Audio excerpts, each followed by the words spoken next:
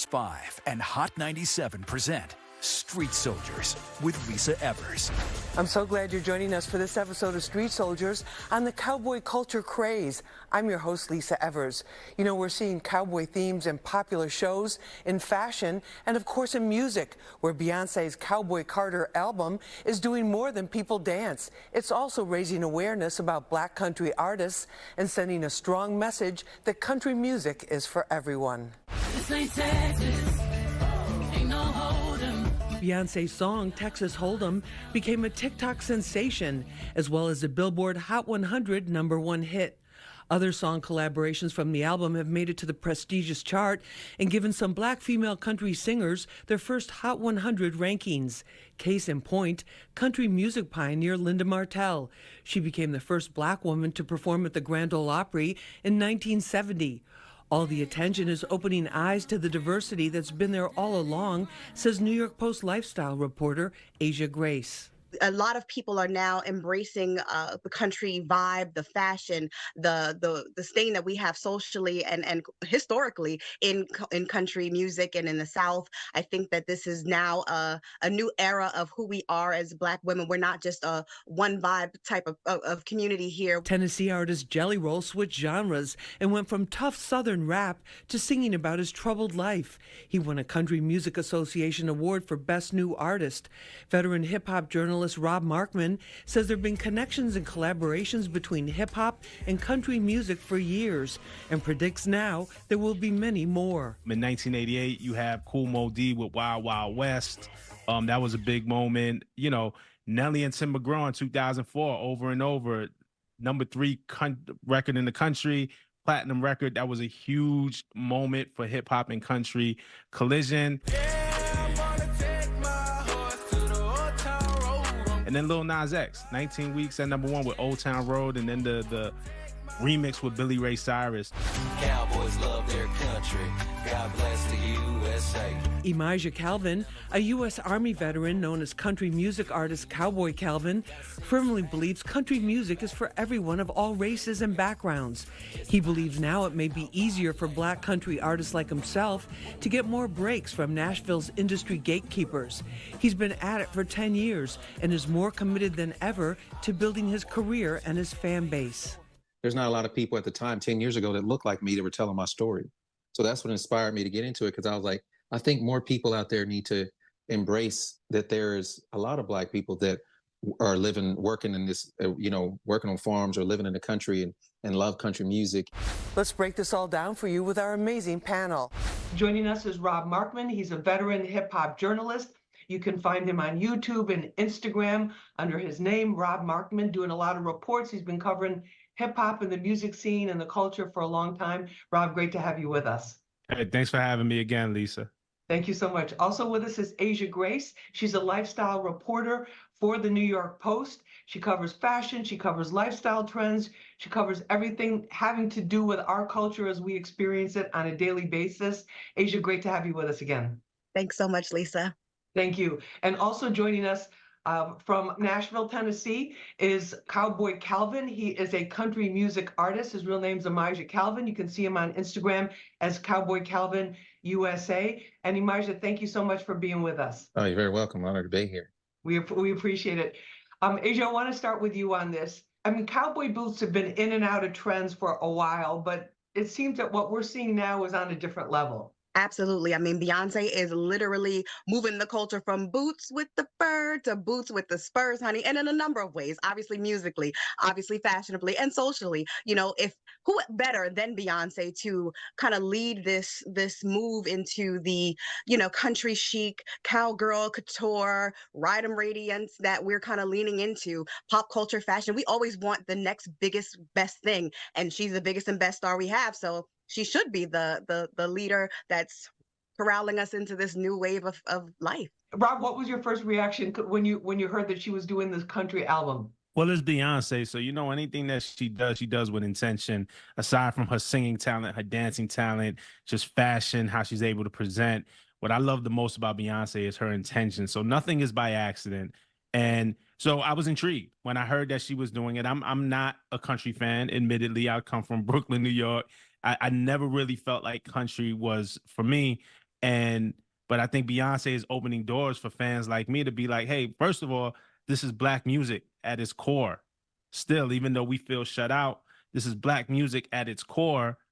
And let me show you. And I love when she said on her Instagram 10 days before the album came out, she said, this isn't a country album, this is a Beyonce album.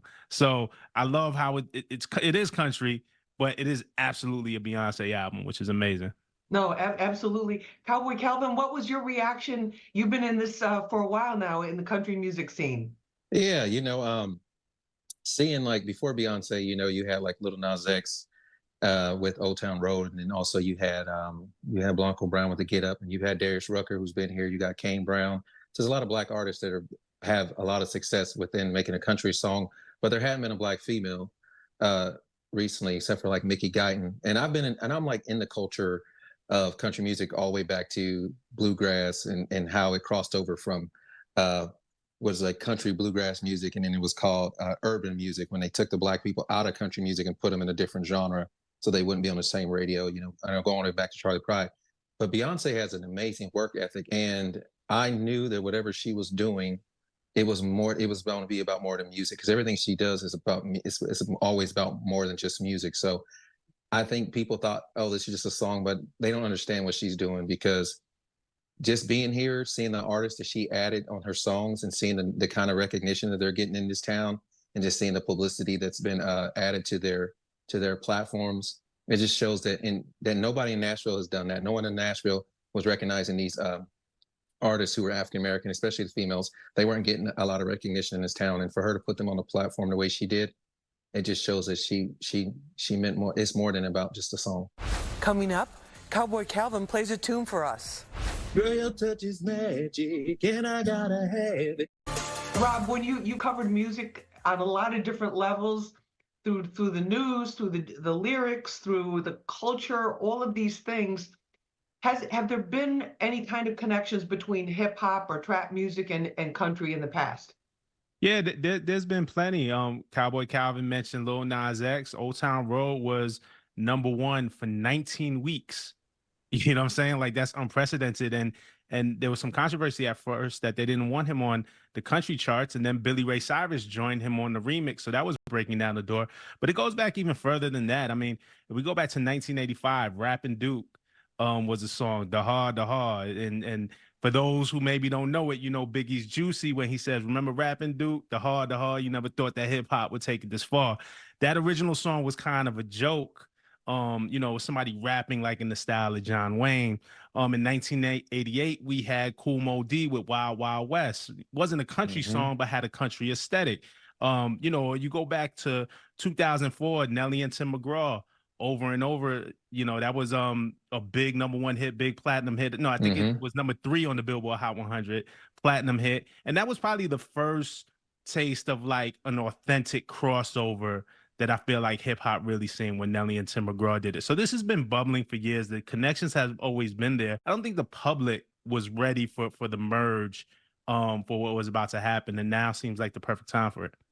No, exactly. Yeah. Asia, in terms of the impact on style, are you seeing more of it? Like, do you really think we're seeing a real influence? Beyonce, she's going to take things to the next level. You tell Beyonce no, all she hears is go. There haven't been a lot of women in this space really pushing the Black female experience as it pertains to country. I know we've seen K. Michelle do some performances, and Monica, we have Mickey Guyton. We have women in the space, absolutely, but Beyonce is really like kicking down the doors as a career line stepper. She has literally the whole hood line dancing into this new way of dressing and being a vibe. And, it's a part of our history that we have somewhat been erased from or segregated from. And Beyonce is not playing that. Google searches and sales for cowboy hats have gone up 400%.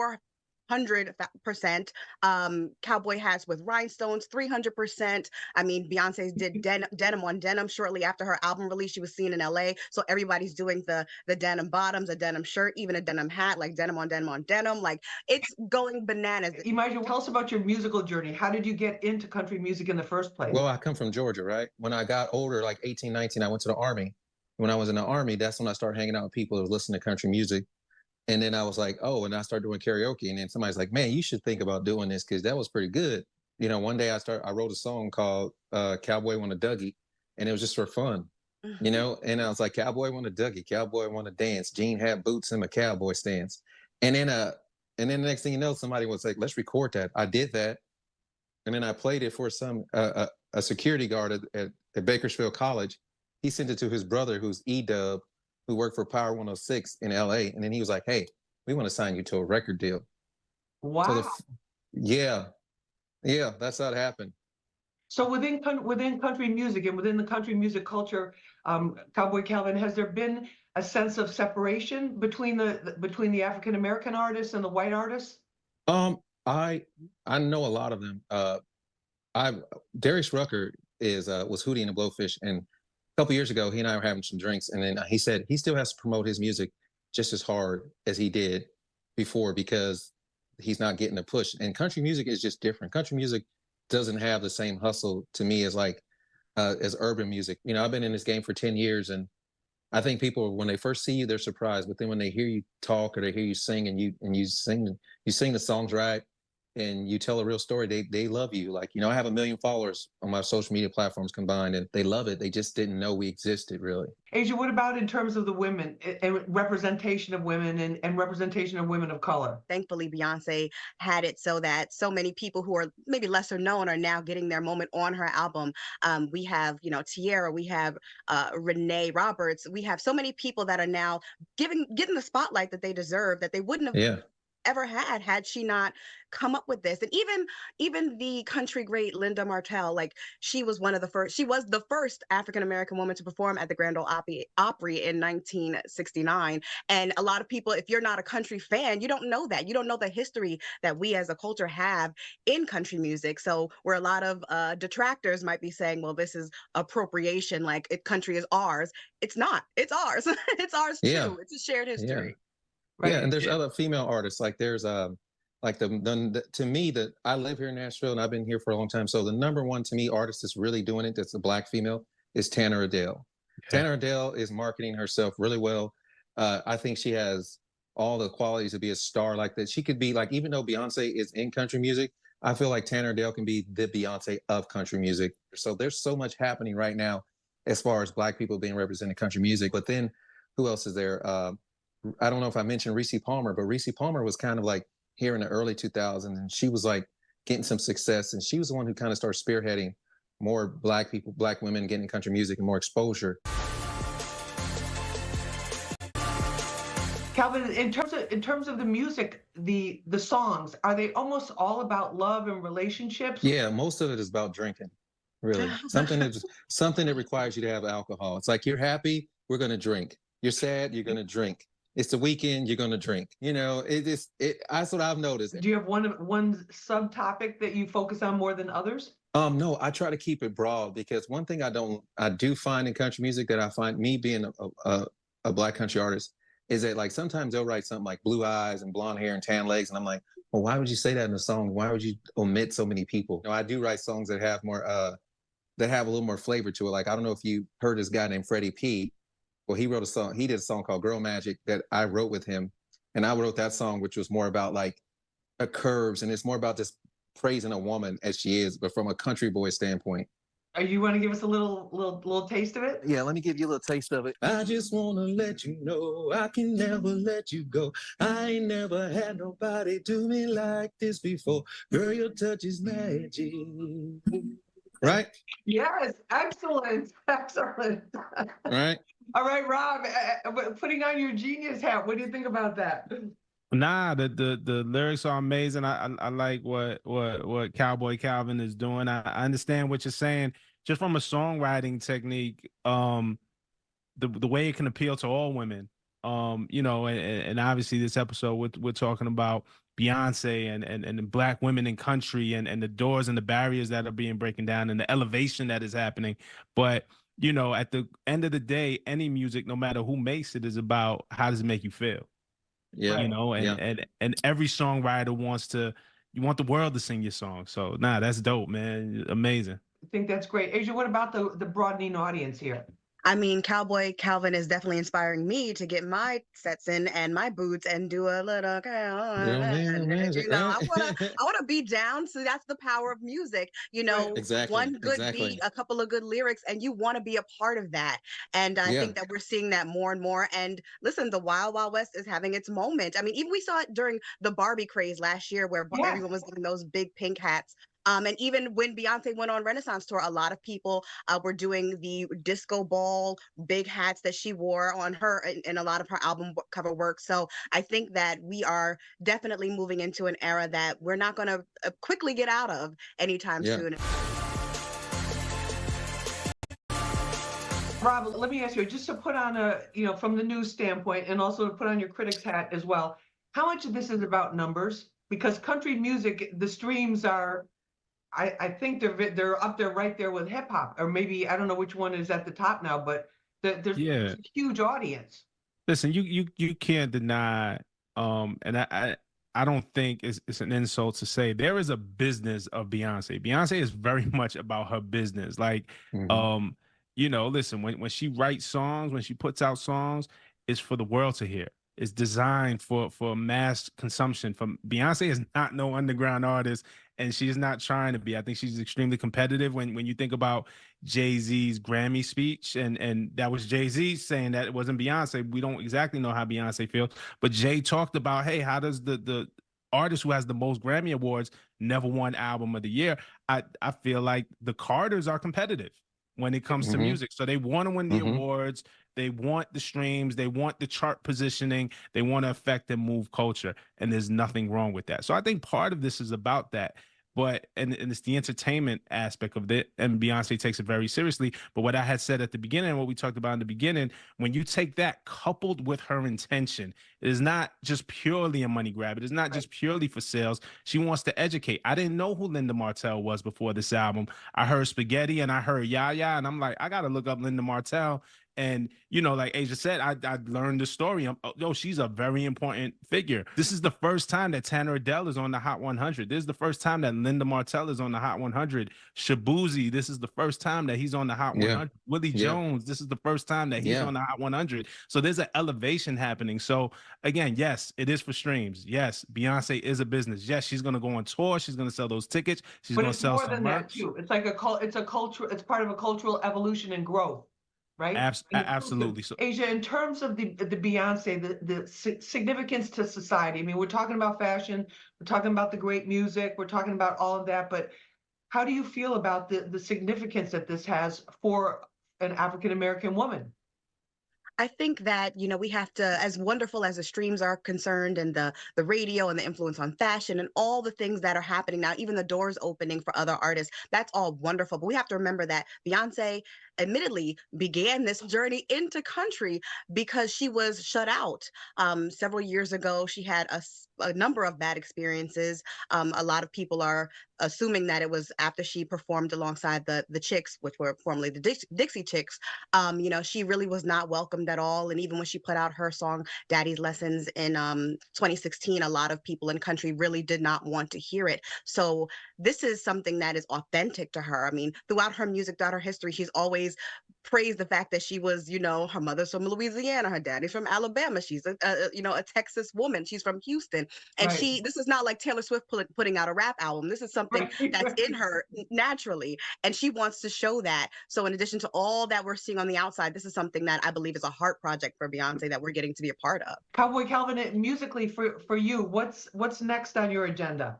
Well, musically, I'm getting ready to start. I'm already performing here all over Nashville. So I do the whole circuit here. So I play all the bars here in Nashville. I write my own songs, and so I think the next is just I'm putting out an EP, which is some good like traditional country songs, kind of, but with like a little bit of funk added to it, because that's where it's really going. There's this little gap right now for country mixed with some like good funk vibes to it. You know what I'm saying? So like the Gap Band mixed with George Strait is going to be the big thing coming up, because people want to dance and have a good time, but they still want to. That's going to be the blend that people are going to see big time. The G Funk era is about to hit into country. They just don't. They just don't know how to do it because they don't have the artists that can do it yet. But that sounds like, because I do those kind of shows and they're blowing up. I also want to shout out Jelly Roll, who's having a Oh tremendous yeah, year. Ooh, yeah. that's my boy. and he has roots in rap. He started as more of a hardcore rapper in Yeah. 3-6 Mafia lane, Right. kind of, and Yeah. grew into this, and now he's winning his first awards and getting accolades, and so even Jelly Roll. So it's always been there. I think now we're just going to see the explosion of it. So it's a great time. Thanks for joining us for this episode of Street Soldiers on the Cowboy Culture Craze. You can watch it again and share it on our Fox 5 NY YouTube page. Remember, use your mind. It's your best weapon. I'm Lisa